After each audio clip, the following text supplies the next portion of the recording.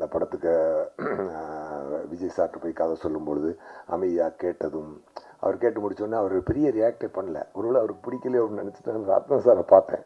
என்ன சார் ஒரு மாதிரி அமைதியாக இருக்கார். விஜய் சார் உங்களுக்கு பிடிக்கலன்னா நான் வேணா வேற கதை சொல்கிறேன் அப்படின்னு.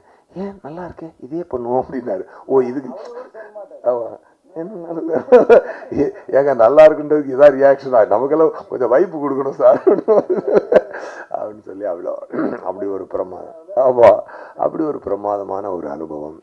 ரத்னம் சாருமே வந்து பார்த்திங்கன்னா ஒரு மிகப்பெரிய ப்ரொடியூசர். அப்புறம் ஒரு டாபிக் வர்றதுக்கு முன்னாடி நான் 2 பேரை பற்றி சொல்லி ஆகணும். ஒன்று மறைந்த அமரர் ஒளிப்பதிவாளர் ஜீவா சார் வந்து இன்றைக்கி இந்த படத்துக்கு இப்படி ஒரு அருமையான விஷுவல்ஸை கொடுத்துருக்காருன்னு சொல்லி சொன்னார். டெஃபினட்டாக அவர் இந்த ஒரு கணத்தில் நான் நினைத்து பார்க்கிறேன். அதுக்கப்புறம் அந்த படத்தில் வந்து நல்ல ஒரு வைபு கொடுத்த விவேக் சார், அவர் இந்த படத்துக்கு பண்ண ஒரு கான்ட்ரிபியூஷன் எல்லாமே வந்து மக்களுக்கு அவ்வளோ ஈஸியாக அதை கொண்டு உள்ளுக்குள்ளே நல்லா அவங்கள சீன் கதையாக போகும்போது நடுவில் அவர் மாதிரியான சீன் வந்து கொடுக்குற ரிலீஃப் வந்து அடுத்து அந்த கதையை ஃபாலோ பண்ணுறதுக்கு அது கொடுத்த ஒரு எனர்ஜி என்பது மிகச்சிறந்த ஒரு எனர்ஜி. எல்லாமே அது மாதிரி ரத்னம் சார் வந்து ஒரு மிகப்பெரிய ப்ரொடியூசர்.